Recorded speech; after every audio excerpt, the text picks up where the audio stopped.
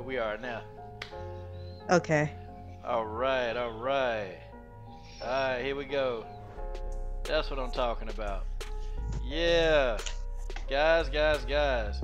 LDMMAC. This is your boy, Coach Sheldon Harrison. You're live on the Coach Sheldon Harrison Combat Sports Show live. Guys. Woo! Woo, buddy. We finna be lit tonight. We finna go in. We going in. We got my man Roger Allen, manager, Valentina Shevchenko and Antonina Shevchenko, manager of the Shevchenko sisters. We got Mary Thomas already in the building. Okay. Amazing Eric is probably going to show his face. Okay. Brian Jensen will probably be in the building. Guys, we got a lit panel tonight. We are in the house, guys. It's going to be nice and right. And all super chat donations are going to Leah Letson. Leonidas Letson. So there it is. Okay. Tay Brown is in the building. Stamina MC is in the building. J-Man87, Marcus Bell, Reggie the Tree, Troll Buster. They're in the building. God dog already. We've been in for 1 minute. 12 people already in the building. God dog. Man, December cannot get here fast enough. Can't get here fast enough. Roger, how you doing, man? Hey, Coach. Thanks for having me on. I'm doing great. Staying busy. Lots of things going on. So December is going to be very busy. Actually, for us, it starts in. It's actually now we're busy, but Antonina What's up, fights Coach? first. Hold on, Brian. Don't cut the chief off, Brian. I'm sorry. Hey, what's going on, Brian? Hey, No. what's up, guys? Antonina fights first in November, and immediately after that fight, we're going to be on a plane flying from Vegas to Toronto. So we're going to be doing quite the traveling. Great. Okay. All right, guys. They're going to be doing quite the traveling. Okay, guys, we got Brian Jensen in here to spice it up a little bit. We got Mary Thomas to keep it raw. But man, we got the manager of the Shevchenko sisters. And I must reiterate, Roger Allen is in the building. And guys, he's going to be answering some questions. I know everybody want to know about this whole cyborg thing going on. He's also going to, reveal some stuff that, he saw at the UFC Lab. That was a great video, man. That video was amazing, man. I sat and I watched it, and the coach shut his mouth while he was watching that video too. Yeah, man, but shoot. Roger, man, we got to get started, man. Listen, man. Valentina, man, I've been excited about this all day, man. I've been excited for the last 2 days. She training with Chris Cyborg. Roger, I can't get it out. How's that training going, man? The training went great. We talked about this before offline. I told you that it's very highly probable that Valentina would train with Chris. And so the timing worked out. Valentina was traveling from Houston back to Vegas, got her feet in Vegas, did some training there, and immediately went out to California and did some training with Chris. And now it's all over the media and all over the internet. So good times. Okay. Now, guys, I talked to Roger a lot behind the scenes, man. So, I really want you guys to ask him some questions, and then I'm gonna follow up behind you guys. I know Brian J is ready. I've got a few questions myself. Okay, we'll start with. All right. Okay, so for Roger, why exactly do you think Valentina chose to help out Cyborg now that she's facing Amanda Nunes? Do you think it's out of respect? Do you think it's because Valentina was always fond of Cyborg, which I think is true too? Or do you think it's more like a silent grudge match against Amanda? Like, if I can't beat you, I'll help someone else do it. For Valentina is, she's known Ray Ellaby for a while. He actually trained at Tiger Muay Thai many years ago. I believe he was a coach there. And so she's had that connection for quite some time. They've been friendly. Chris and her have been friendly. They've had, many conversations about trying to get this together. It's been a while. It's not just something that's popped up new. It just kind of, I guess, the timing, it just worked out. But that's the challenging part, is trying to get the timing to get all this done. We've definitely, she's had this conversation before about meeting up with them, and it all worked out. And and now they've done some training, and they also plan to do some more of it. That's good. Okay. All right, Brian J. I know you ready. I know Brian J. You ready? Let's go, Brian. Let's go. Well, it was kind of funny because I was about to watch your video on Chris Cyborg and Valentina Shevchenko sparring, and I was like, "Holy shit!" And just when I was about to, yeah, because as I was just about to watch the video, I get this phone call, and I'm like, "I wonder who's calling me." And then I look down, oh, the coach is sending me a link, so I was like, "Great!" it just happened instantly. Like I was about to watch the video, and now this happened. So I'm very happy about this. I guess this means that Chris Cyborg is most definitely going to destroy Amanda Nunes because now she's going to know all of her tricks and everything she does in the octagon, in the stand-up department, and on the ground. So, Roger, do you feel like that's why Chris Cyborg wanted to spar with Valentina, because Valentina's going to give her all these different pointers and secrets about Amanda Nunes in the cage? Man, I think what you guys got to do is get Coach to get Chris on and let her tell you guys directly. I think that'd be the best. I think that's the best thing. I think, Coach, you got to go do that. Go seek out Chris and get some more of the story. But from my perspective, like I said, I know the history behind the scenes. I think it makes sense. Valentina has a lot to offer. You know, prepared for Amanda a couple times, and of course, in our opinion, beat her the last time. And so I think it just makes sense. I mean, if you're going to start preparing for a fight, having all the insights of what happens in the octagon is a different, it's a different perspective, and Valentina has that perspective, and she definitely be the one to know. Roger, I've been saying this for a minute. I just got to say, Pavel has a plan. That's what I've been saying. This is one of the greatest minds to ever walk the earth when it comes to MMA, and I can't understand. Y'all can't understand the excitement that I saw when I saw that photograph, and I said, God, there's got to be a video somewhere. I asked God. God didn't answer that prayer. That's okay though. We'll figure it out. You never know what'll come out. But right now there's not one. But you never know. Okay, I think my man Brian J was going to ask you another question, and then okay. I know Mary got some more. Yeah, I was going to ask, how is the training going with Valentina Antonina, and I also want to know, is Jessica I and Caitlin Kakujian and Liz Carmouche, are they going to be the backup fighters for Valentina if Joanna pulls out like the day before, in case? Well, with Valentina and Antonina, their training is going great. Of course, they have a little, they have kind of different opponents, but our training camp that's put together for the two of them, they're working together, but also independently. Pavel's the one that directs, the training and the scheduling and, as far as actually what's happening during the training. And so they're obviously in great hands. But training's going great. Antonina, she's down, she's starting to drop her weight for her weight cut. Valentina, she'll be the first to tell you she's not cutting much weight. She's just maintaining her weight. And she really, after her fight that didn't happen, she's been ready to fight literally the next day since then.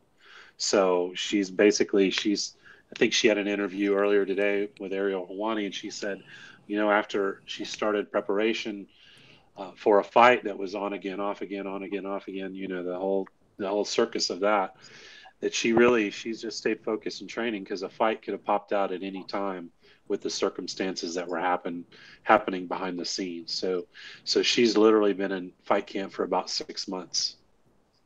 Okay. And do you so what about the backup fighters, the possible backup fighters, in case Joanna does pull out? Well, that's my understanding why they have the two that are there, I and obviously Caitlin Chikugian. That's why they're there. They're, again, I'm not going to speak for the UFC, but I do know that's why they're there. Okay. Backup, but as far as I've already been asked, my phone's blown up today by the media. Can you confirm that's a number one, contender fight? And I'm like, I'm not a matchmaker, man. I can't tell you what's gonna happen. I can't tell you what's gonna happen, but of course, it makes it makes sense as well that could be the case, but you never can tell what the UFC wants to do at this point. It's too early to really have that discussion. We have to get past the fight in December. Now, Roger. Okay. Now, Roger. Now, you definitely. Now, you look. Now, before I let my girl Rugby, I know Rugby Queen want to ask you a ton of questions. Roger, Okay. I got to ask, man. And Roger, you got to tell us something. Okay. How was Valentina? Did Chris put one of those right hands on Valentina? And how did Valentina adjust? Or was Valentina being elusive? I mean, Roger, you got to tell us something. Well, this is what I'll tell you. Valentina just got back to Las Vegas, and I haven't talked to her yet, but I'll talk to her tomorrow. So you're a day early on that question. You know what? And I get in touch with Cyborg and tell him, hey, don't hurt the bullet. The bullet got to whoop Joanna's ass coming up, so we can't. We need to do some light sparring, okay?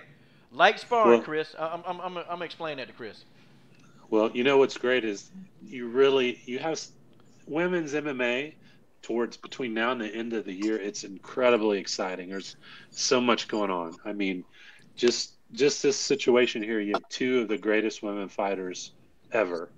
They will go down as two of the greatest ever that are training together, and that's something. And you have, for example, and Valentina is fighting with Joanna. You have two of the highest level women's strikers in highest level MMA period during that fight. It's going to happen.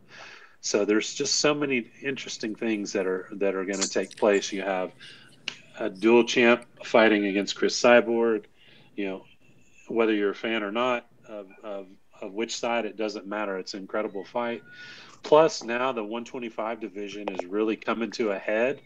There's so many storylines now busting out that are going to make for an exciting 2019 for that division. And, of course, we believe Valentina's going to win, and she's going to keep that division very active. So all the drama, all the plots, all the storylines, I think you guys are going to be on the edge of your seats for 2019 and in the women's flyweight division.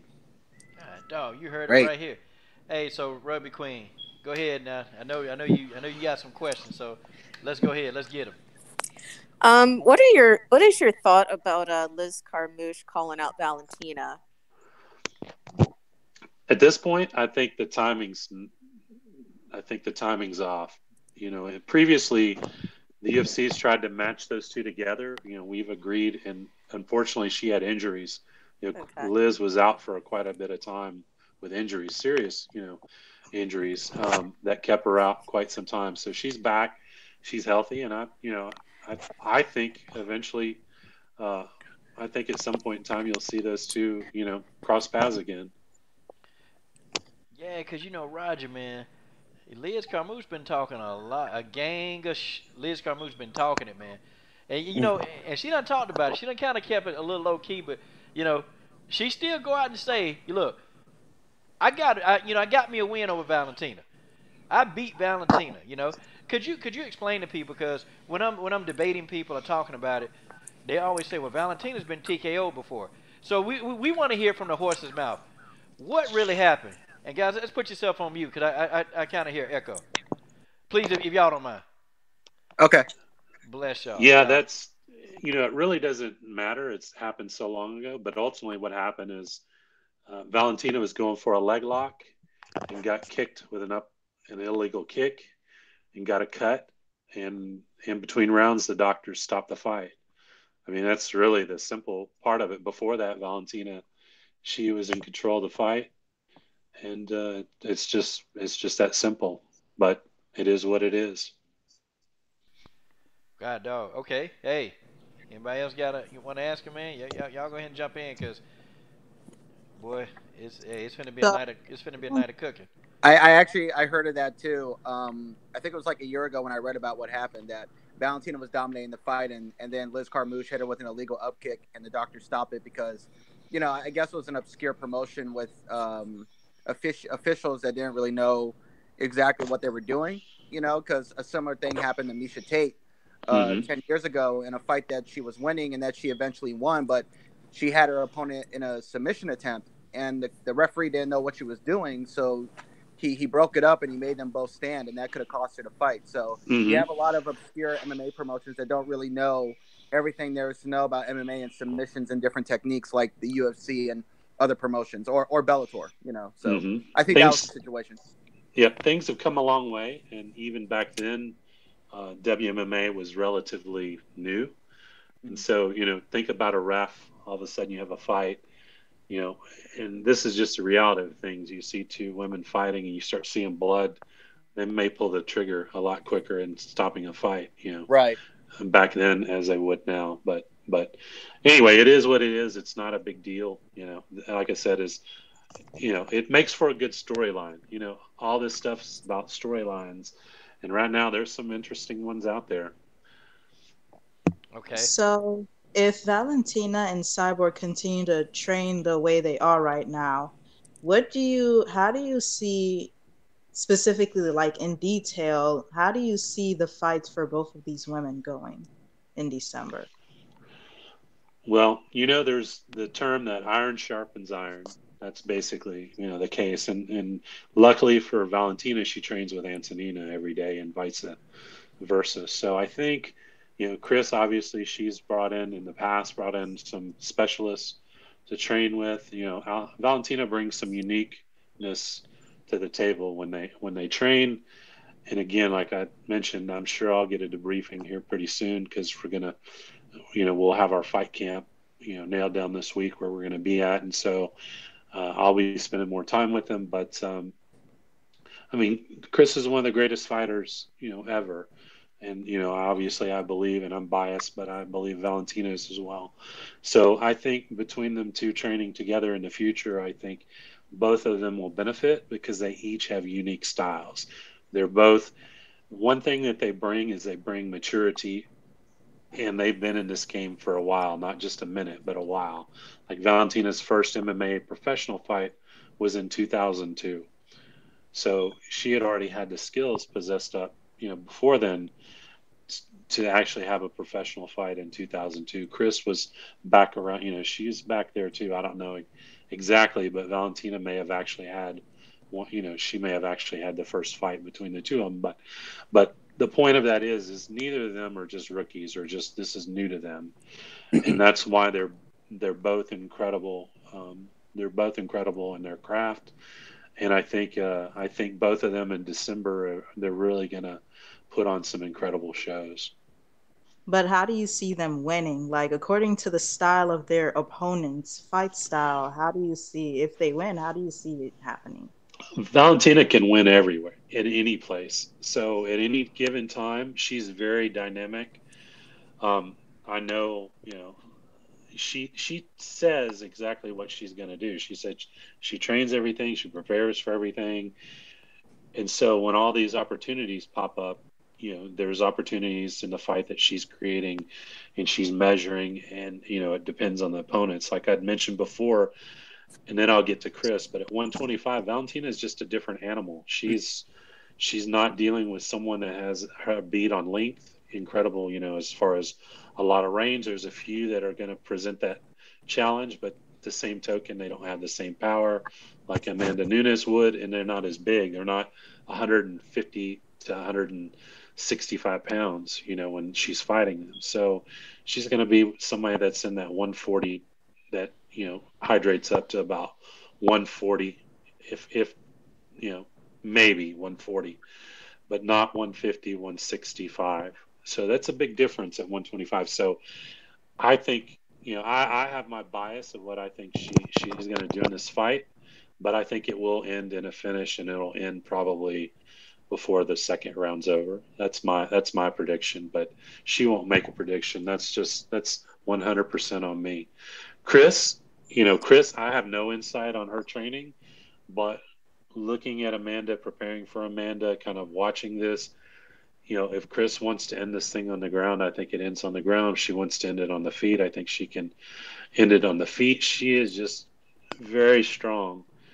And I was surprised in the last couple of fights. I thought, you know, if she would have taken it to the ground, she would have definitely finished it. But she chose to stand, and she's definitely comfortable there. So I guess I'm giving you nothing definitive. I think either one of them can finish it anywhere. God, Okay. dog. Okay. All right. Who else we got in here? Is Amazing Eric in here yet? No, he's not. Okay. All right. Brian J. Man, I know you never run out. Okay. I mean, I don't. I mean, I don't know what to say. I'm just very happy these two are training together. It's been great news, and it's good talking to Roger Allen. So I guess Liz Carmouche will not be like the backup in case Jessica I and Caitlin Curry get like injuries or whatever. I mean, I don't know that if they're going to have her. Typically they don't bring a backup to the backup. That's not typical for them to do. It's relatively new for them to start having a backup for title, for main events or title fights. But that's something they're starting, to do. They've kind of done it in the past, more unofficial, but right? or they had a fight that's booked, but now they're actually starting to bring in a backup that doesn't even have a fight booked. Like for example, the week of the Nico fight, Caitlin Jakugian and Jessica I were both guest fighters, that week. And so their thought, although it wasn't like they had them step on the scale, was, potentially if something happened early in the week and they knew about it, there was backups in place. But when you find out that this thing's going bad, the night before, or 3 a.m. in the morning or 2 a.m. in the morning, whatever, then no one's really prepared to step up the next day. You've already let your guard down. You may have even had a beer, but so it was really bad timing, bad communication that all that went down. There was nothing could be done. The UFC tried to get, they called every top 5 fighter, said, hey, literally in the middle of the night, hey, can you guys, accept this? Unfortunately, many were just too heavy, because the cut weight of that fight was 130. They weren't necessarily trying to make a dual title fight out of that. They were trying to just get someone that could make 130. If Valentina would have won, she made weight, she would have got the title. The other person, they had to figure out what was going to go on at the 130, but they wouldn't have got a title. You may have had a rematch that came out of it after that, depending on the outcome. But they did everything possible. It was just, there's a lot of Twitter playing around on that, but the reality is no one was able to make the weight. So it wasn't like Usman, who was told like months in advance to cut down to 170 in case. No, he was paid. He got paid to step on the scale. Right. Yeah, that was a different situation. Because I noticed the UFC has been doing this more often. Like with the Tony Ferguson Khabib fight back in April, they had I think 4 or 5 lightweight bouts just in case something happened. So sure. I was hoping they would do something like that for Toronto, just in case Joanna pulls out, because that's the only thing I'm really concerned about. I'm not concerned about the fight or what's going to happen. I'm more concerned is Joanna going to show up? I mean, speaking of that, Roger, Uh-huh. Brian, you just threw me the perfect alley-oop. I appreciate this because, You're welcome. Roger, I've been catching hell on this whole topic. I've been catching hell. But I got to ask you about this whole November thing. Y'all knew this was coming up. This November thing. Let's break down in your mind what happened here with this whole, the fight could have been in November, and Joanna turning down the fight. I mean, it is what it is. So, I mean, there's not a whole lot of, to be honest with you, we've already moved past November. We're already went into December. But, basically what happened is when they put this fight together, and again, I'm not going to speak for them, but this is my observation by the events that took place and by things that we measure as well. But when they announced this fight between Valentina and Joanna, it had a lot of traction. A lot of fans were interested in this thing. It had huge traffic on the UFC, on their social media channels. I mean, the media they went crazy over that fight because it's an amazing fight. I mean, it really is. They have history. So at that point in time, my understanding, they needed a main event in MSG. They were, I guess, behind the scenes, were trying to get things work out. They weren't working out, and they said, look, having Joanna Valentina as the headline of this event would be incredible, because they're, like, you always talk about business and sense, and New York has a huge population of both Russians and Polish people, so they're not stupid, so they're going to put this fight together in anticipation it would have a lot of local, as far as ticket sales go, and a lot of interest. So that's how we ended up there, and then from there's some twists and turns that happened, but ultimately things ended up right, and we ended up back in Canada. Canada's great. I mean, it's kind of well, if you're not going to fight in Toronto's an incredible city. I actually have one of my business groups that I work with, and my day-to-day work is out in Toronto, so I'm looking forward to going there. But I mean, if you had this is what started the whole idea about 2 women headlining that MSG card. That was the beginning of it. Does that make sense to you? I mean, does that... It makes a whole lot of sense. It makes a lot of sense. And, my final question, and I'm going to let Ruby get in there. My final question is, so, God, I forgot what I was going to ask. It must have been too good. My question was, she said, and we're going to move past this after this question. She said that I will, hey, before we all knew about the fight being, made, she said, hey, yeah, if the UFC, they want to put me in on November, yeah, put me in on November. I'll go. She said it. Yeah, she did. She said it, but she had a vacation scheduled after. So how's she going to explain this? That's your department, Coach. You're the one that deals with that kind of stuff. Okay, I just had to hear it. That's all I needed, and I got confirmation right here. Okay, Rugby Queen. Man, you're easy, Coach. Don't even have to give you much motivation. You're easy, but in fairness, when they contacted even Joanna for the fight, she was. Apparently she had some family travel scheduled, and she did. I mean, obviously you could see with social media, but she did say, I am ready for a fight in November. They call me in November, I'll take it. But, that may be before the plans were booked. I can't.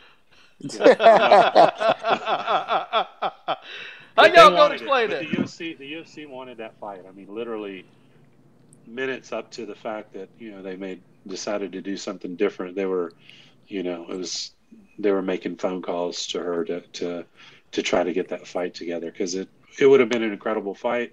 It would have been actually a historical and monumental fight for women's MMA, and you may see another fight like that there again. We just need some more time. Okay, all right, Rugby Queen.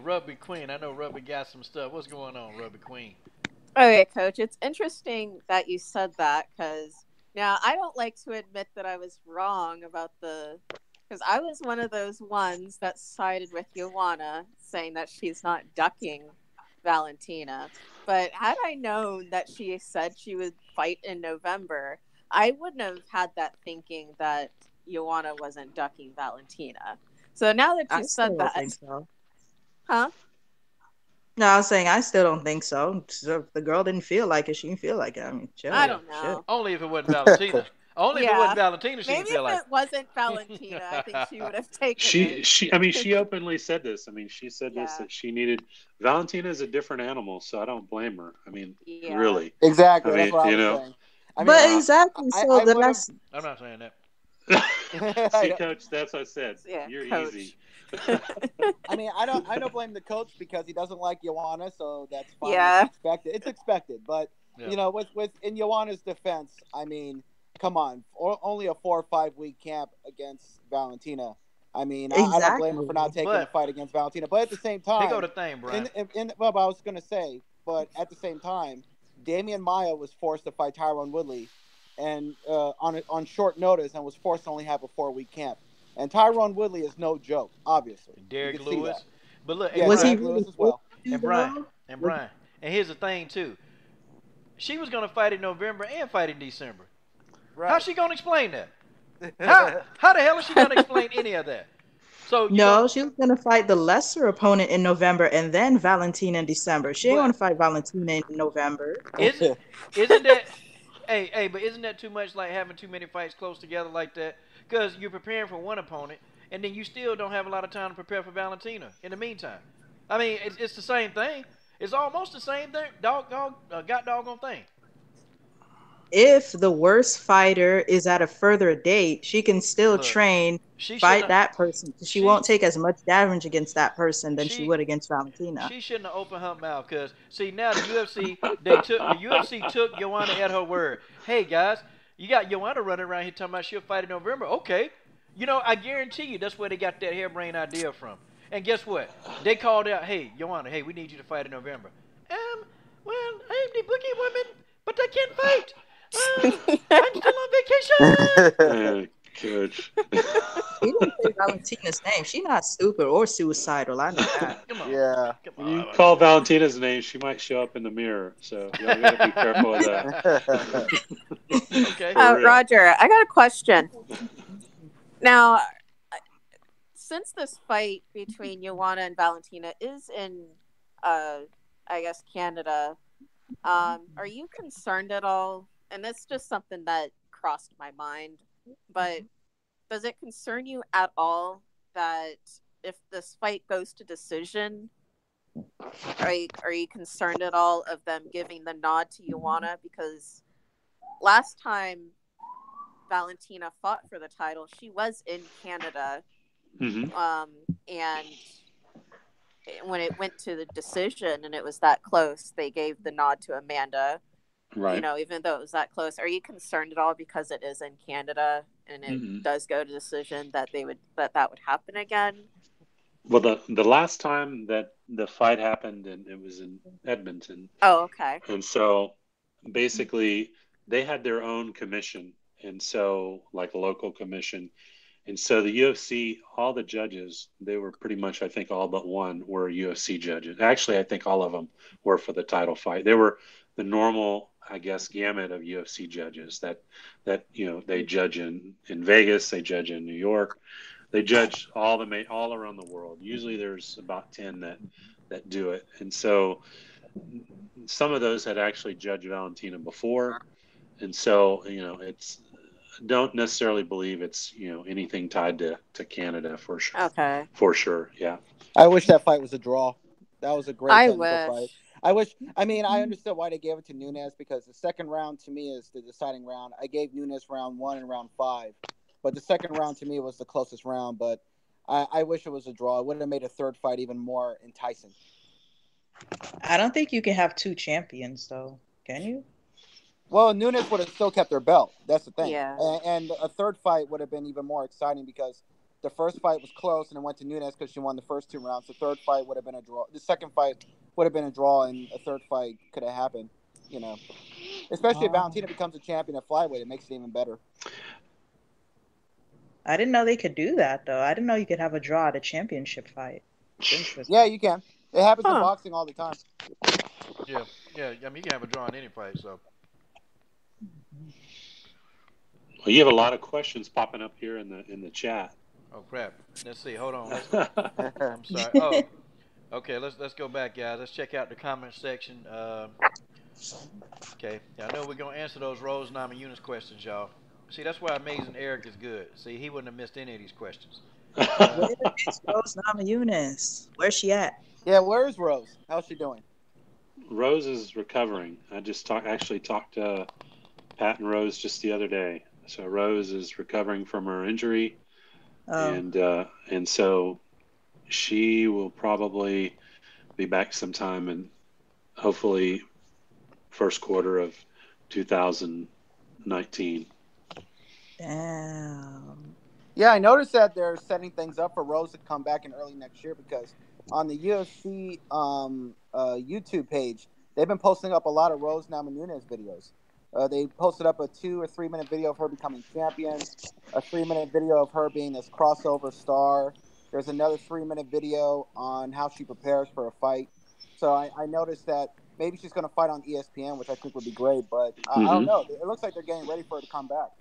Yeah, the dynamic at at 2019 ESPN takes over. So Right. we've already started some discussions about how that's going to work and how Valentino fit into those equations. But basically, things are going to change significantly. Pay-per-views are going to be a little different. You're going to have more. You're going to have streaming fights. You're going to have televised fights. So it's the dynamic's going to change a little bit. So there's going to be a lot of fights, but they're going to be on different media. It's going to not be on your FS1 or FS2, which sometimes that turns out to be a real a real crapshoot if you can figure out which one the fights are actually on. But I'll tell you what, if Rose Namajunas does not get set up against Andrade, I'm going to blow up. I'm going to just go off because this is ridiculous, okay? Yes, Andrade lost to Joanna, but she's been whooping these women's asses up until this. So I don't want to hear nothing, okay? I don't want to hear nothing about no damn Suarez. I don't want to hear nothing about no. I don't want to hear nothing about no Michelle Watterson. Nothing. Like it's Andrade. It's always been Andrade. Like point blank. Period. Yeah, And okay. Andrade has been talking enough to really get a title shot. So this whole thing, okay, this whole thing about Rose being afraid of Jessica Andrade, and she ducking this fade or ducking I this was work. just about to say I don't that. think she's afraid, but I I think wouldn't Rose so. say is so. Rose isn't afraid, and Yeah. I can tell you why. That's good. Go ahead. I'll go back to the whole when we met Rose, which has now been a minute, but when we met Rose in December a couple years ago, when Valentina was preparing, for her fight up in Denver. I mean, Rose, she blossomed. I'll always say that is, the first day they trained, she cried more than one time. Second day, she cried at least once or not twice. And so I've seen everything there is to see about her going against somebody that's pretty difficult to train with. And so I saw Rose progress mentally, physically. She got stronger, technically. All these things just went over a period of time because she has her own coaches as well, but also grinding with Valentina every day. She was one that didn't miss. I think Rose maybe missed one day because she got banged up, but that was it. She was back the day after. I think she jumped in an ice bath and put ice on her bump and came back, but she never missed. The very first time that we met Rose, I told Pat, they were the UFC embedded crew was there and they had them training and doing some rolling. They never really met. Pat said, "Hey man, what time you want us here tomorrow? We'll train." And I was like, "Pat, I really don't think it's gonna, be a good idea, because most of the girls they can't last more than a day or two. So we're probably going to use guys." And man, Rose took that as like a challenge. So she fought through some tough stuff, and that's why she's champion today. I mean, she has a lot of grit, so she's not afraid of anybody. I can tell you that. She's trained with Antonina, she's trained with Valentina, she's had some tough training. She trains with JJ on a regular basis. That's out of the same camp, so she's not afraid of anybody. All this talk is just nonsense. It's So just 100% nonsense. He was there. When you do these training camps, everyone has a role. And during that time, her role was to be the nail. Valentina's role was to be the hammer. So, it was Valentina's fight is that they were training for. So Rose learned a lot by being the nail during that time. And then when it was time for her time to be the hammer, she had every tool behind her to be the hammer, to be a good hammer. She knocked out, her opponent. So, I mean, what more could you ask for? yeah, she knocked it out, boy. That was beautiful. Yeah, What it was else? great. Roger, it's good that you're saying all this because Rose, she I don't know if you noticed, Rose got a lot of backlash, getting a lot of people making fun of her mental health especially from the bus incident. You know, she got rattled by that, and a lot of people were making fun of her, and I think people just don't understand the mental health part of that, you know. Well, And it's that's the great thing. Rugby is the challenge of all this from a fan perspective is you really do not. It's very difficult to understand. Everyone has a different background, whether you participated in different sports at a certain level, but these fighters, they endure a tremendous amount of pressure. I mean, it's not for everybody, and some people may not even know when it's going to affect them or when it doesn't. Because Rose, obviously she has to manage through a weight cut just like everybody else. She has to focus on a really, really tough opponent. You know, plus, people have anxieties. They may not like crowds. They may not like tight spaces. All these things that a fighter is going to have to manage, and then to have this thing pop up like this, it affects everybody differently. So I think she's getting a lot of heat unnecessarily. I mean, I know Rose fairly well, and I know Pat. We talk often, and so I know they're kind of their routine going towards a fight, what they like to do, how they like to prepare mentally, physically, just how they manage.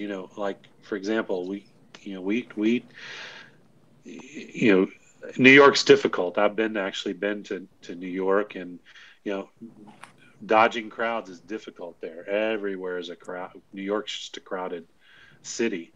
And so, if you don't like crowds, then it makes it worse when something like this pops out, because then during this time, I don't know if you guys knew this or not. During this time, I guess it's called Latifa. Is that Antifa or whatever? The kind of the anarchist group. They were threatening to riot there, saying they were going to shut all New York down. They were going to have massive violence, going around the event there. All these things are popping up, and the person that's going to go throw the punches and get hit and have to deliver the hits, they're the one that have to deal with this stuff. So you're right. I mean, the mental state, it's easy to sit outside in a bubble or a vacuum and judge, but when you're there, it's you don't know. You're focused you're focused and ready to fight. I mean, glass flew everywhere.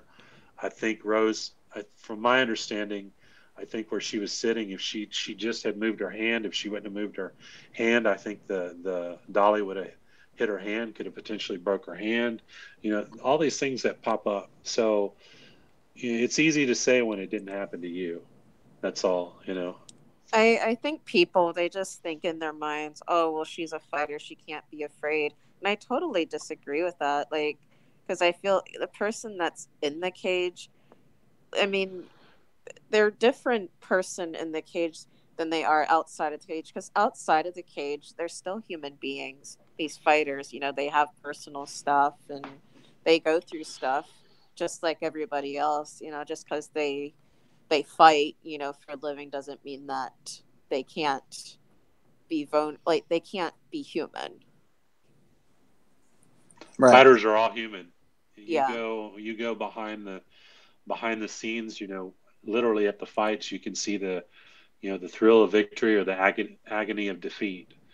And you learn real quick that these fighters are real. You see them go through, you see injuries, happen.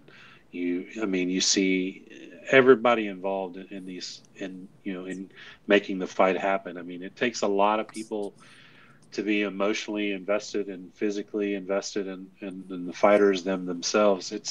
It's real. So you can't make light of it. I mean, Yeah. it sucks. There's nothing, there's no way to put it, but like I told you, I think Rose will be back. I know that she's ready to be back, and it's just a matter of time. But of course, fans and the media, it's always good to start a stir and have something to talk about. It's your hero one day and zero the next day if the wind blows just right. Wow.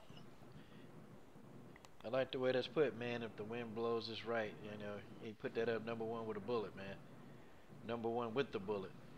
So, okay, I actually want to ask you a question here that somebody asked, and I think you may have already answered. I can't remember.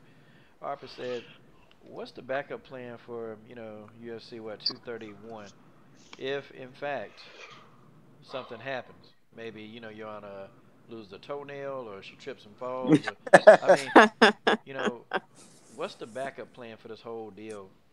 Is there a backup fighter? We just talked about that earlier. I That can't there's a remember. back, yeah, there's a backup fight. Chikugian versus I. That's the fight. There's a backup fighter there. So that's what's going on there. So, Coach, I have a question for you Yes, sir. because right now there's a show that Valentina was in. It's airing in Brazil right now. It's on 2 channels. It's going to be aired a couple other places in the world, and it'll actually be on Fight Pass hopefully in the next month. And it's called UFC Lab, and they're on their 3rd season. It's produced by the UFC and some producers out of Brazil. And so Coach got to see this. So there's been 15 fighters on the show. Valentina was chosen to be one of them. So many of them are champions. And this season that's there now, it's Valentina, Rafael dos Anjos, Jose Aldo, uh, Lyoto Machida, and Chris Weidman, I think. Those are the 5 that they have this season. Previously, it's been Conor McGregor, Chris Cyborg. You go down the list. So, anyway, Coach, tell me what you thought about that TV show. Well, it was kind of an eye opener to really see that. Okay, so Valentina actually does have power. You know, her hand speed is pretty blazing because she can keep up with a top boxer that's all they do is strike. They punch.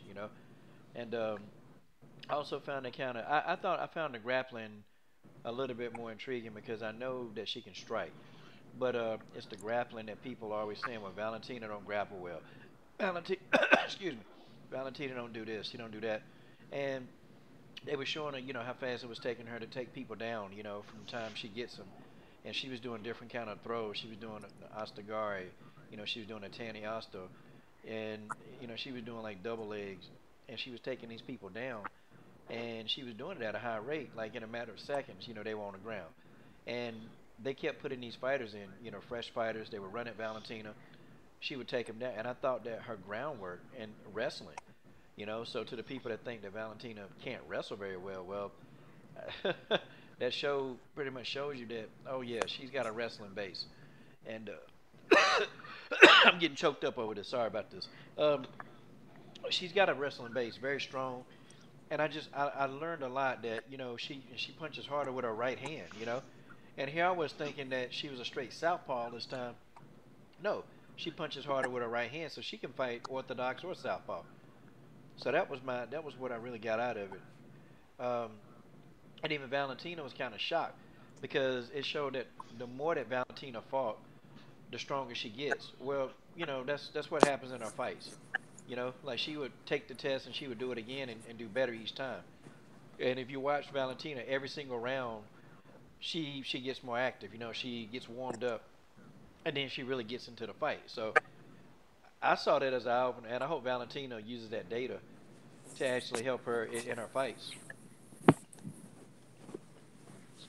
But it was You guys have to see it. It's interesting. It's What's really the is show called? interesting. It's called UFC Lab. Okay. Hmm. So, I mean, do you think that obviously Valentina has a lot of power with her hands at flyweight, as we saw in her last fight, because she has good hands. It's just that at bantamweight she could hurt her opponents, but not like devastatingly, because she's fighting women that are like 20 pounds heavier than she is. So at flyweight, do you think that she's going to be showing a lot of her power with her hands against Joanna on December 8th?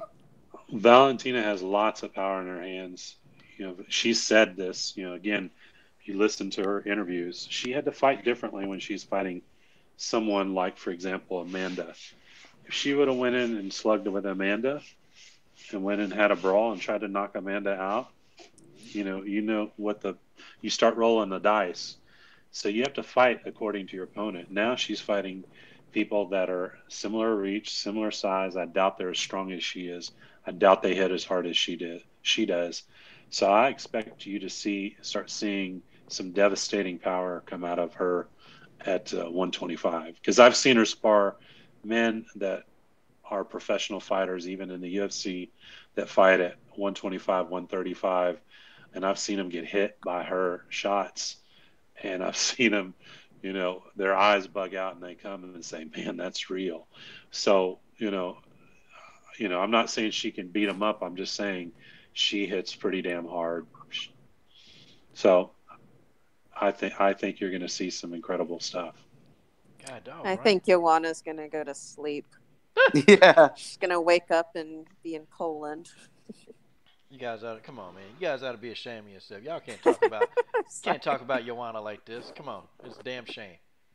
I She think thought, Valentina will she probably. thought she was in Poland when Rose knocked her out. Yeah, she did. Hey, I mean, come on. if Valentina doesn't knock out Joanna, I think she'll just take her down and just do a lot of ground and pound and have the referee stop the fight. Similar to what should have happened in the Priscilla fight, except that referee. I mean, Mario Yamasaki, he's a sadist, man. He just loves seeing fighters just get destroyed. Oh He's a my fucking god. sadist. I mean, that guy just like. There's that old meme online where Mario Yamasaki, he just wants to let the fighters die. Like that. That's pretty much what he goes for. Like he's not going to stop it unless you really do tap. Okay. Priscilla was tapping, and he didn't even see it. And then she had to keep tapping. She had to keep. Oh, yo. She tapped one time. It's so bad. Did the stream go away? Hold on. Hey. We're here. Okay. I'm talking about on the YouTube stream. Are we still there, guys? It says off air. Is it? Well, yeah. What you're in is, but shoot, I'm talking about the actual on the chat. Is it saying off air on the chat? God, oh, okay. Yeah, No, it's on. Everybody's back. It's on. God, Okay. dog. Okay. Benji said YouTube is live. Shout out to the Benji man there, whatever. You pretty much know what your name is. Hey, so with this, I want to ask you, because Tatiana Suarez, when I interviewed her, she actually said that she was actually considering, she wants to be the champ at 115 and 125. Now, what are your thoughts about possibly a matchup with Valentina and Tatiana Suarez if she makes good on those promises? Actually, when we were at UFC what were we at? 229 or 220? I think it was 220. When we were in Dallas, Tatiana Suarez was in a training room with us when Valentina was training for a fight. So I got to see a little bit about Tatiana. Hey, all you can say is see what the future brings. But of course, it's hard to ask me because I'm biased. Hey, well, Roger, I'm biased too. Okay. Hey, y'all. So ask me your question again. You think they'll fight? Okay. Yeah, that's a good way to get me to ask it. Yes. Do you I think don't they'll fight? know. Man, So- Valentina says she'll fight anybody, so it's simple. I think what's going to happen, I think she'll have to fight through the course that the UFC has her planned for at her own division, and would be interesting. She gets a title, and then see what happens. So you I think that Valentina could fight immediately after she wins the title?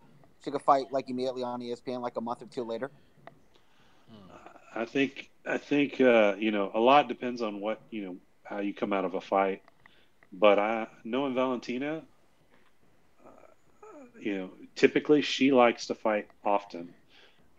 I've seen it before where we thought she might be out a month and a half or 2 months, and then a week and a half later she's wanting to fight. So it just depends.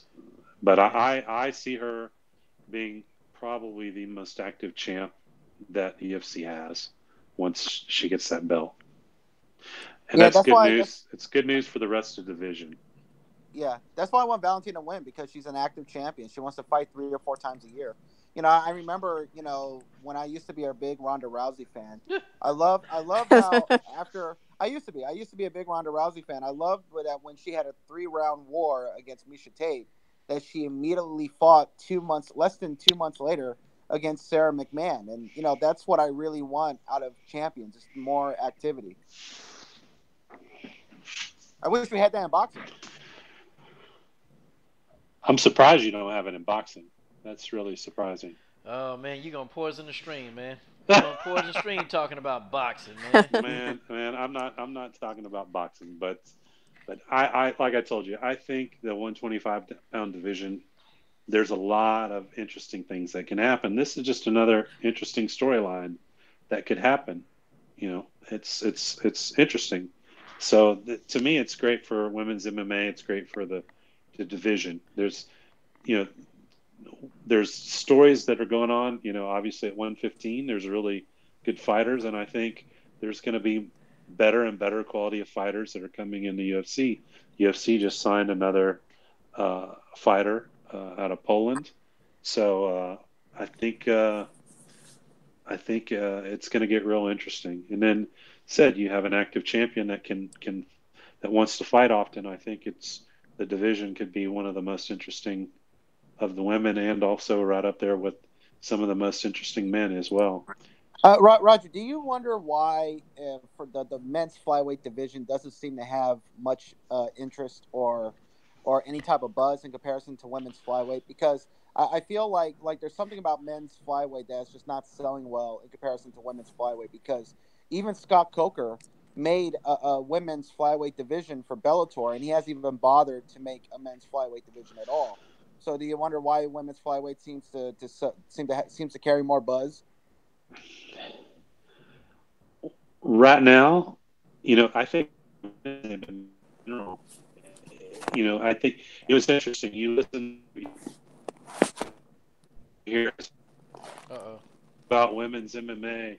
It sucks, and I don't know why they do this, but if you look at the numbers, you look at the headline when you have, Valentina has some really, really high numbers when she's fought on Fox, and even when she fought in Belém, Brazil, as hello, you hear me? Yeah. I mean, she had numbers pouring in there that surprised them quite a bit. She has a tremendous amount of fans in Brazil, and that's one of the reasons why she went and was invited to do UFC Lab, because that's where it was produced and filmed out in Brazil. It's in Portuguese and it's also in English. But to me, right now, right now, 125 men, name the stars of that division. Demetrius Johnson, baby. Henry Cejudo. You got to, and I like them both. And then you start, 125 women. Okay, name the potential stars, the stars Valentina. And the potential stars. Caitlin Chikugian, Valentina, Carmouche, Andrea Lee, Sarah Eubanks. Yep. I mean, and Nico, if she gets her shit together, but yeah. And then you have Paige Van Cant, Jessica Lai. See, there you go. You started naming a whole bunch. Yeah. Every one of, for example, Valentina and Antonina. Antonina, of course. See, like Valentina has a unique fan base outside the U.S. She has a tremendous amount of fans in many, many countries. Her, I guess, star power now in the U.S. is really starting to take off. It's really kind of catching on. I know Coach before said, "Oh, well, Valentina's not getting a push," but there's a lot of stuff that goes on outside the U.S. that you never see. And when she goes and does appearances like at a Metro PCS, or I saw somebody mention Modelo. She's been to, Modelo appearances she's done for, Body Armor. She's done all of those. And when she goes there, the lines for her are pretty big. They're really some of the largest for Metro PCS. So whenever they get a chance, they like to work with her. And again, it just goes to show that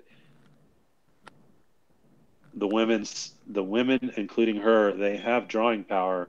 It's just, you can't always listen to the noise like off of a Sherdog or something like that. But it's not, you have a Paige Van Zandt or a Valentina, when she's even fought Juliana Pena, at first people were discounting. They said, "Oh, well, they're the head, but you have all these other fighters that are on the card that are really pulling the draw." Well, later, some of those fighters that are on these cards, they may even be headlining, and they don't pull the same numbers. So it's the women; they have a lot of drawing power, and the UFC they realize this. They're pretty smart about it, and I think you're going to see more and more. And I wouldn't be surprised. This is my gut. By the end of the year, that you might see a 105 division. That's just my Oh gut yeah, feeling. I think that's But going to yeah, happen that would next year. be. Yeah. That'll be the more likely scenario. 'Cause But you- I think, do you also feel like that's why the UFC was trying to push for T.J. Dillashaw to fight Demetrius Johnson, because they felt that T.J. Dillashaw could sell enough to make men's flyweight a viable division? Because women's flyweight, there's more potential stars. I think it helps. I think it helps a lot. It doesn't help. And I'm not criticizing anybody. It's just, the division. I guess people for whatever. To me, I love Demetrius Johnson. I love watching him fight, and I think he should get paid. Out the wazoo. I think he's incredible. I think Henry Cejudo. We've been with him at several fights. He's been on the same mats when we were there working out with other guys. We've talked to him and his team. Great guy. So, I think there just has to be a push. But the problem is, it's the fans. And I've heard this before, and I don't want anybody to get offended. But see, I played football. I played collegiate football in Division I. I was an offensive lineman. So I'm like 6'3". I'm 6'3". I'm a big guy. Some reason the guys that are in the bar, the young guys in the bar, that the tough guys or whatever, and they look up and they go, "Man, he's 5'6" and weighs 125 pounds. I can kick his ass." They believe this stuff. So in their hearts, they don't get as, I guess, amped up about the smaller weight fights, and that's the only way I could explain it. In the reality, they would get their butts, kicked, even. But I think there's some psychology to that that's true. Unfortunately, to me, I've always enjoyed the smaller weights, whether it's in boxing or whatever, because you hear a casual that may say, "Well, they have no knockout power; they're not going to knock anybody out," but they have these technical battles that, man, like me, I appreciate it. I don't appreciate watching guys get out there that gas out in 1 minute and a half and aren't engaging and not throwing punches. And they get paid the most money. I really don't like that at all. Yeah. Do you also think it's because for men's flyweight, they've only had like one really dominant champion for a long time? Because, it's true that most men are not going to be fans of a division who are, guys are like 5'3", 5'4", not big, but in that sense. But when you look at boxing, men's featherweight, 126 pounds, has been a popular division, Yeah. a big money division for the last 20 years. A lot of that is because of Prince Nassim Hamed and then Marco Antonio Barrera and Eric Morales. But do you feel like maybe it's because during that era, those fights were so competitive, those guys were beating each other constantly, and that's what made that division so exciting in comparison to men's flyweight, where you just had DJ dominating a division for years and just destroying guys? I think that has a lot. I think that has a lot to it. I think that has a lot to do with it, because it's like a good dance. You really need two people to have a really beautiful dance. Most solo dances really don't do it for me, but you watch, like dancing, and so I think you have to have two good dance partners and people selling the fights. DJ, he has been dominant. Now you have Henry. I think when DJ comes back from his injury and gets well, and those two fight again, I think there's going to be more interest in that division now. So I think it'll be good. I think it's just timing. I think it's just timing and promotion. So Roger, I want to jump back on something real quick, and it'll take us back to kind of the beginning. Hey, has Jason Perillo, has he been around, and has he offered any advice to Val, or did Pavel tell him look, man, nah, just or is Pavel getting a chance to work with Jason Perillo? Like I told you, I don't know any of. I'll know more when I talk to Valentina and Pavel later. Right now, I don't know, but I know historically, Pavel is Valentina's coach, and and that's just the way it is. So Pavel not for all that. Hey, No, it's not Pavel. It's Valentina. Valentina, she trusts Pavel, explicitly, and that's her coach, and that's like I said, that's just the way it is. well, and the reason why I ask because Brian J is a hater, and he don't really think Pavel knows that much. So I just I'm a hater. I'm a I, hater. I know Pavel's a genius. well, that's not what you said 5 weeks ago. But let's What go did I ahead. say about Pavel? See, he don't remember, Roger. He's got amnesia. No, tell me. What did I say about Pavel? Oh man, Brian, gotcha. Man, Pavel's a genius. Valentina's, He's a great coach. He's phenomenal, and I love how calm he is. He's very intelligent, very calm. Pavel's a good man. He's a very good man. So Valentina's in good hands. Antonina's in good hands. So, I mean, he can prepare a fighter leading up to a fight like no one else. And that's just my opinion, but I've seen it. I've seen all the craziness that other camps do.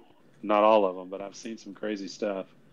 And, one thing you can say is if you look at he has other fighters too that he's worked with in the past, and he has many, many world champions under him, and championships with, in Muay Thai. And when he prepares the fighters, one thing they're in shape, and one thing they typically make it through without having some, crazy injury, typically, because the method that he uses.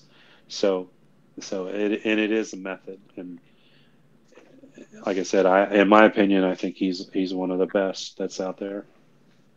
okay. All right, Mary Thomas, you've been awfully quiet, Mary. Hold on, let me see if Mary's still. She's actually not in the stream. God, no. She actually left a while ago. Mary Thomas, guys, the legendary Mary Thomas up here. Man. Okay, hey guys, anybody have more questions for Roger, man? Cause hey, y'all better get him now. Cause I'm telling you, this man a busy man. Okay, how is Valentina? Like, I'm trying to think. I guess mentally right now, because I know there's been a lot of back and forth stuff going on. With first she found out she's fighting. First what happened? She wasn't able to fight Nico, and then she found out she was fighting Ioana, and then found out she was fighting Sajara, and now she's fighting Ioana. Like, that had to have been really frustrating for her. Like, how is she now? Like, does she feel pretty good now? Like, this is absolutely certain this is the fight that's going to happen. No, she feels good. I mean, Okay. she thinks this, you can, I don't know if you heard the interviews today, but I mean, she is ready for this fight. Think it's the right fight. I mean, Valentina will fight anybody. I mean, like I said, when the opportunity presented itself, there's some things that we had to discuss, but I mean, she's will fight anyone. That's why it said I'm excited for the coming months. I think there's going to be a lot of things happen, but she's in great spirits. She's focused. I mean, Valentina is the consummate professional. She's a perfectionist to the nth degree, and Antonina too. I mean, Antonina, I'm super excited for her as well. This has been an incredible journey for her. This is going to be her true UFC debut, and she's going to be fighting Ashley Evans Smith, who's ranked number 11. So it'll be exciting. When is that fight again? That is it November? The 30th. Okay. It's the Ultimate Fighter finale, I believe, is what it is. Okay. Mm-hmm. Well, and also about Chris Cyborg, I just wanted to I actually got to meet her. What was it, back in August at a restaurant, and I was able to talk to her and stuff. You know, I just wanted, you know, what was your, I just wanted to know what your thoughts were on your first impression of her, because I thought she was just absolutely awesome. You know, she's definitely as advertised. Yes, you know, I'll tell you, the first time I met Chris Cyborg was, let me go back. It was at UFC, I believe, it was UFC 203 when Valentina's fight fell apart with Amanda Nunes. So what happened was, is they said, okay, would you come and Valentina, you know, we're going to give your team. I mean, we had people flying. We had, I think, 400 or 500 people flying from outside the country to that fight. I mean, a lot of people. There were people from Russia. There were people from all over the world. So some friends of theirs flew in from Russia. And so anyway, our team went in the back. They got us tickets. They got Valentina tickets, and they had her sit in the VIP area, obviously. And then they had us with decent seats. We were there, but we were in the back a lot as well. We were in the back, and so Chris was in the back. And about the time Valentina was doing all these interviews, and one of the guys that was from Russia, he is a huge Chris Cyborg fan. So Chris was doing an interview. You know, she was there. She was doing an interview. And this guy, he wanted an autograph and a photo. Oh, he wanted a photo, not an autograph. So bad he wanted to meet her, meet Chris. So one of the guys that was one of the sparring partners on our team went up and asked Chris, said, "Hey, Chris, you know, you mind, you know, taking a picture with him?" And you know, in the back, you don't expect to get mobbed by fans. So anyway, she was like so gracious, so genuine. She said, "Of course." And so she took pictures with him, and he was super happy. And then the training partner was there. He's a good friend of mine, and he was like, "Okay, well, thank you." Went up to Chrissy, "Thank you," and shook Chris' hand. She said, "What? You want a picture too?" He's like, he didn't know what to say. So because she said it like serious. She was joking, but you know, she said it like serious. He's like, "Okay." Because he's a little guy. He's like, you know, maybe weighs like 140 pounds or something. Chris is big. You know, she's a big girl. And so anyway, he was kind of like, he didn't know what to say. But he was like, man, she's pretty awesome. And she has a good sense of humor. And so Chris is, you know, I've met some friends. One of my friends is in the car business. And I think one of the guys that works for him used to work at one of the dealerships, I think, up where she trains at, and they said she's super, super awesome. So I think you're right. What you see is what you get with Chris. I don't think there's anything that's behind the curtain. Yeah, like it was just like when I met her and stuff, because I actually had driven 3 hours from my home to actually go meet her. And when I had told her that, and she had found that out, and she actually wanted me to hold the belt and get a picture with her holding her belt. And it was definitely more than I had, you know, I got more than what I was, I guess, bargained for. So it was just, you know, it really just shows how much she really does care about her fans. And, you know, like I said, it's just such a shame to see, you know, the way fans treat her, you know, for somebody who's just so humble and just really nice like that. So I said, I think many of the fighters are really, really nice and gracious. You know, it's, you know, it's from what I've seen, of course, there's a few that are just asses. I mean, there's no doubt about it. And you may not even know who they are. Some of them are popular. Some of them are not popular, but there's a lot that are, you know, they get it, and Chris gets it. Chris really gets it. So, you know, it's awesome. Okay. Well, guys, this has been a really, really good stream. You know, I definitely don't want to keep Roger up, you know, too late, because I know he got stuff to do. Final question. Anybody got a final question? Because we're going to end off with our closing thoughts. I see BJ Johnson has a question. Oh, my God. BJ Johnson. Where's he at? Where has he been? BJ Johnson is in the stream.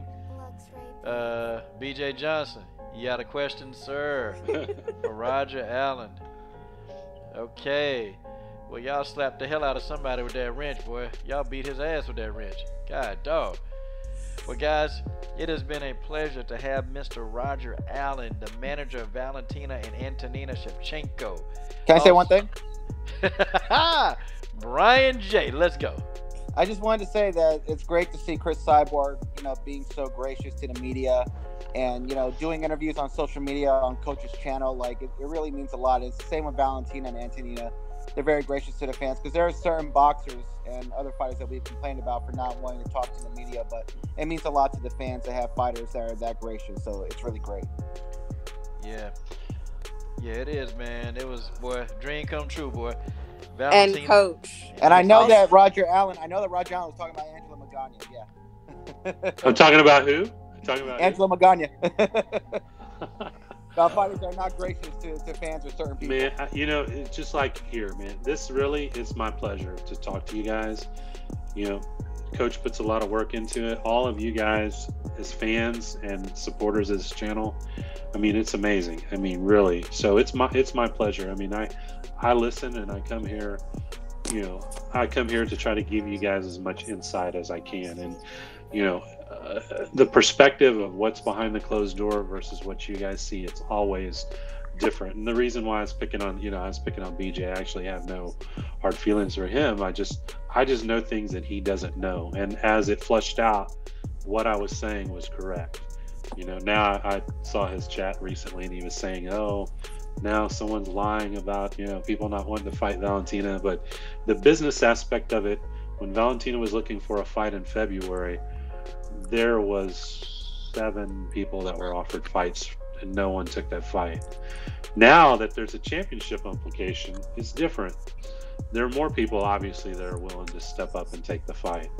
So, again, it's different. But to say someone's lying or something is just ridiculous. That's just, again, it's a misunderstanding of the business and what goes on behind the scenes. And that's why I was hoping he would ask me a question about, since he's been talking about it a lot. I wish I had a list of duckers. I wish I had that list, because it'll be a video right now on everybody ducking phase. It'll be all of y'all. You better hope I don't get that list. It's been a while. It really is not that important. It's really not. The ultimate one that ducked was the one that had the freaking championship belt. That's crazy. So, that's just the ultimate shock right there. And Roger, thank you for answering my questions. I think this is the first time that I have actually been able to come on the live stream and actually be able to ask you questions, because every single time Coach has had you on the stream and answering, questions from the panel, I have been at work. So this really was really awesome that I actually have been able to make it into a live stream with you actually being on. So so thanks for answering my questions. It really was a treat. Sure. I hope to come on again. It's my pleasure. I know you guys have the regulars, and said even the great thing is, even if you disagree, I don't agree with everything that Coach says. I can tell you that for sure. And we spar behind the scenes more than you guys know. But I respect what he's trying to do. And people that are coming, we had this before with Eric and Coach when we were talking about the Nico situation, and then it was brought up, someone was saying that she is receiving all these threats and all this stuff. And man, you just can't get behind that stuff. At the end of the day, everybody involved in this, everybody should really want the same thing. You go in, compete, get paid, get out healthily, with your health, and be able to do this again. Go back to your family, provide for your family. Really, all this other stuff, it gets way, way blurry, whether people are crap talking or whatever. But at the end of the day, most of the fighters, I would say 99.99%, that's what they want. That's what they want to do. And the fans, I know they don't want to see their fighters really. There are the Just Bleed fans, but at the end of the day, they want them to come out and live to fight another day as well. So thank you guys. I appreciate it. Okay. And guys, I appreciate all you guys for coming on the stream. Thanks for the support. Special Thank you, shout Coach. out. Brian J. Always a pleasure, man. I'm telling you, bro. Always a pleasure. And 2 special fighters that watch the stream all the time. Shout out to Cindy Dandois and Chris Cyborg. They actually watch some of these streams. So, and That's great. they've been supporting this channel for a long time. So thank you to those 2 fighters. Yeah, Tatiana Suarez. She's been supporting my channel for a while. I didn't even know it until she told me. So, yeah, guys, thank you. Thank you to everybody, guys. It's been a great stream. And, guys, this is your boy, Coach Shelton Harrison. I'm done. What are you guys waiting on? Subscribe to the best women's MMA platform on YouTube. We out. Good night.